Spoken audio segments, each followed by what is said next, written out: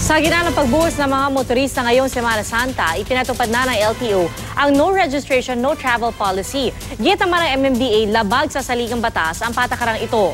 Saksi si Michael Fahati.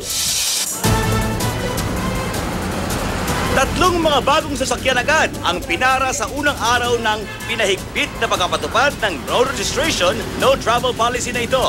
Ang una ay kapipili lamang 3 araw ang nakalilipas. Bali, 3 days pa lang ito eh. Alapas yung sa ano kaya binigay. Bago lang eh. Pwede ka ba? Kunin mo na kagad sa dealer mo. Pina-follow up ko naman, sir. Ang dami, sir. Paki-follow up lang nung registration. Hindi naman ang inano ko, sinabi ko 7 days to. Ingat. Meron ding 2 araw pa lamang. Paki-follow up na lang po nung At meron ding mainit-init pa. Kahapon nga lang kasi nagka-problema. 1 week. Sige sir, may 1 week kayo.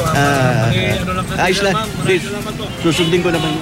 Sa ibang lugar tulad sa Laguna, puspusan din ang makapatupad ng no registration, no travel policy. Ang ilan, special plates ang ini-request pero may petsa rin na dapat makuha. Kasi wala para po available ng security plate eh. Security plate, okay po. Nakahouse ko eh. Government vehicle. Sige na po. Okay. Security plate yan ha. Pero sa ipinalabas sa direktiba, 1 linggo lang ang palugid at dapat may plaka na makukuha ang mga motorista mula sa LTO. Kapag higit pa, Wala kayong dalang insurance na binigay ng dealer. Nandun lahat eh. Nandun lahat. Hindi po pwede. Kukunin namin pati yung plate number. Sir, alam naman po ninyo na ini-implement na po as of April 1 po. Implementation po to, no plate, no travel po tayo. Chip! kumpiskado ang inyong lisensya at titikitan ka na. Ano bang magagawa namin? Kukunin yun eh. Meron na license lang po, sir. Bakit tanggal na lang po? Kailangan ko na kasi ngayon, boss. Uuwi pa ako Pampanga. Kailan pa ako babalik ng Maynila? Nagtatrabaho tayo. Araw po ito eh. Hindi na ako makakabalik ng Pampanga. Whole week na whole week, boss. Nasa Sir, Pampanga. nahuli po kasi kayo sa Maynila. Kapag sa Maynila nyo po tutubusin. May kukunin lang kasi ako. Hindi naman kasama yung holiday hanggang Sunday. Okay, pero obligado pa akong bumalik ng Maynila. Monday. Opo, ganun po talaga eh. Kasi bumayad po kayo ng walang plaka. Hindi ko kasalanan na wala akong plaka po. Oo nga po sir eh. Pinalabas na kasi kagabi sa TV yan sir eh. No plate, no travel po. Hindi naman Kami po, tayo napag-utusan na po kami. Hindi naman po kami nagbaba ng order niyan eh. Sa taas din po galing yan. Sa ilalim ng direktiba, kukumpiskahin ang lisensya, titikitan at magbabayad ng kaukulang penalty.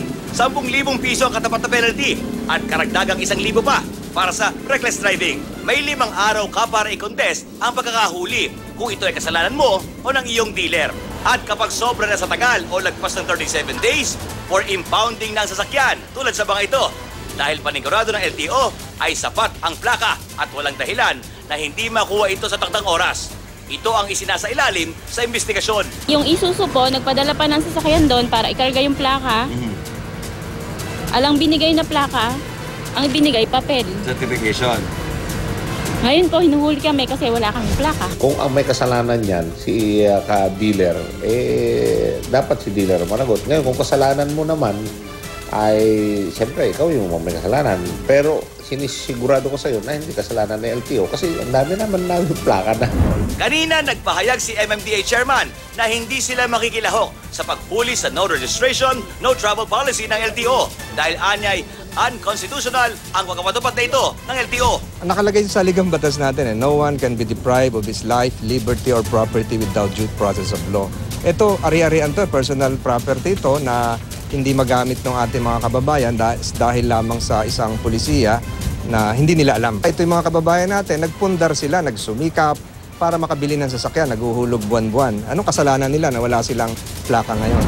Sa text message ni ASEC Alfonso Tan ng LTO, iginiit ng ahensya na ipinapatupad lamang nila ang batas. Sa totoo lang naman, LTO lang naman talaga at saka yung deputized niya ang pwede manghuli dito. So, wala pa akong ma-recall kung ang MMDA dineputize na namin patungkol dito sa panghuhuli ng no registration, no travel policy. Ako si Michael Bahatin, ang inyong saksi.